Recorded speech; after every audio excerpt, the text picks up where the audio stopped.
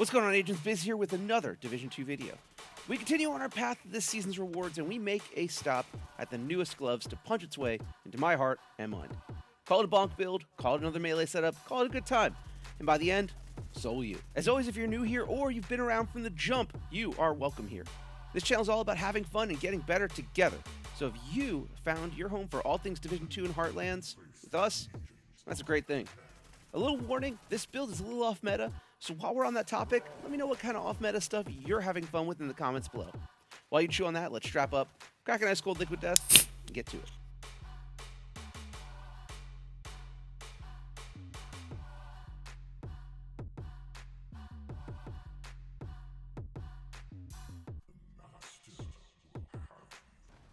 Okay, so we're almost halfway through the season, and I've been on a quest to show you all the new stuff we got through rewards for this season, the price of power. The price of the power with the setup I'm going to show you is all about melee damage.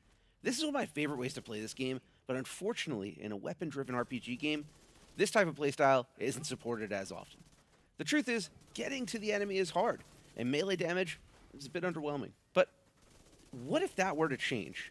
What if you could not only do a 2 million plus melee hit, but also have that open up your agent to doing even more damage with your weapons? Well, this season, we got a piece that sets up to do just that in the Bloody Knuckles. These exotic gloves are found in the seasonal rewards track at level 90, and these gloves come with the over-the-top talent.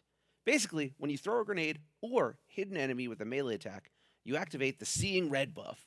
And this buff grants 25% weapon damage and an additional 100% to melee damage for 20 seconds. This buff has a cooldown of 60 seconds, but when you melee attack or hit an enemy with a grenade, that cooldown is immediately consumed, and you can get back down to business. So for those of you that have been around the channel for a minute, y'all know that I love when melee builds come out to play. Bonk builds can be a lot of fun, and this one is no different. If anything, this build has made me play more out of my mind than ever before. There are a lot of bonuses that are at work with the setup to let it thrive, and we'll get to all of them.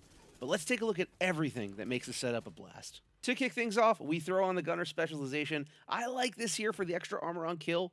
It doesn't seem like the best, but as we get into the rest of this build, well, trust, we're going to want armor to come back every now and then. And when we get to weapons, we're going to lead with the Lady Death. And this is going to be where we'll ride and reside for most of the time on this build. Its Breathe 3 talent allows me to get a 75% amplified bonus to weapon damage as long as I'm moving. Also, when I kill an enemy with this equipped, we see a 20% bonus to movement speed. If this had a larger magazine, I'd be all set on never using anything else. But, I mean, I guess we gotta have balance. Something that's normally missed with the Lady Death are its weapon attachments. With the Lady Death, one of these attachments will be crucial, as the underbarrel attachment is going to grant us 500% melee damage. Very nice, and just the start of the melee madness here. Moving into the secondary, I load in the stage left, named Rifle. This weapon is going to come with a perfect version of the new Sledgehammer talent.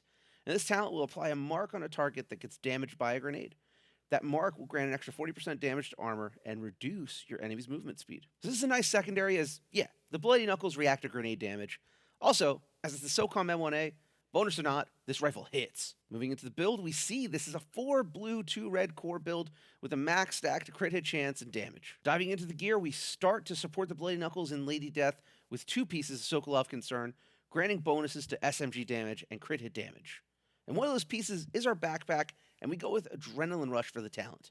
And listen, I'm going to be up close and personal with my opposition, so if I can get bonus armor for being that close, yeah, I'm going to do that. We also equip the named Wyvernware holster, Claws Out. And this handy little holster comes with another 500% bonus to melee damage. Love anytime something gives me 5 times what I had before, and so far this build, we have 1100% melee damage when over the top is engaged. And we're not done with the damage buffs.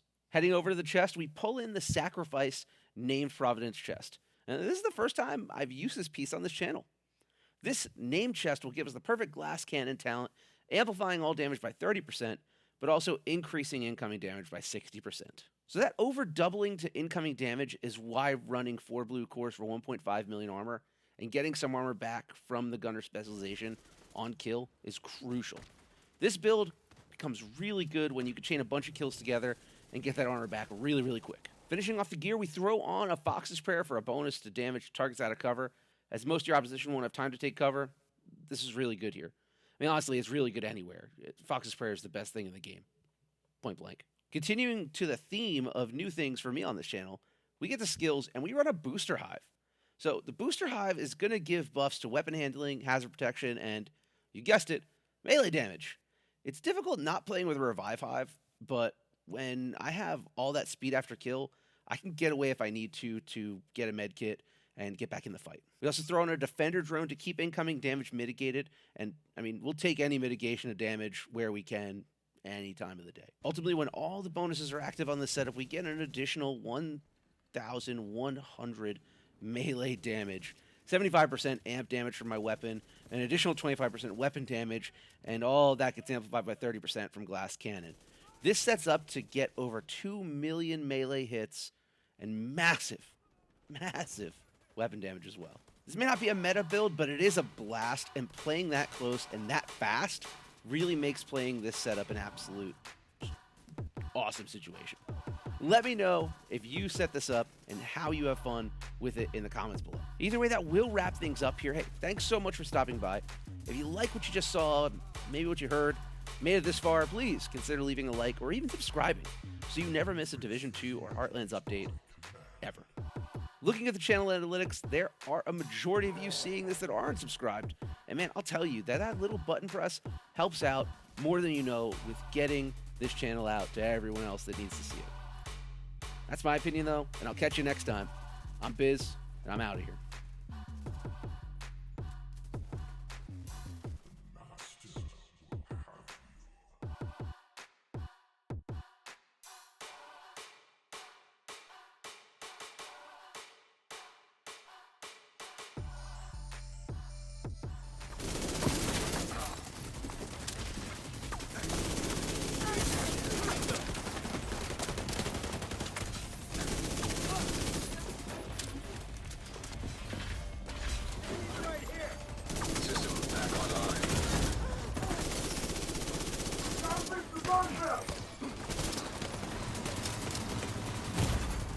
Vital signs critical.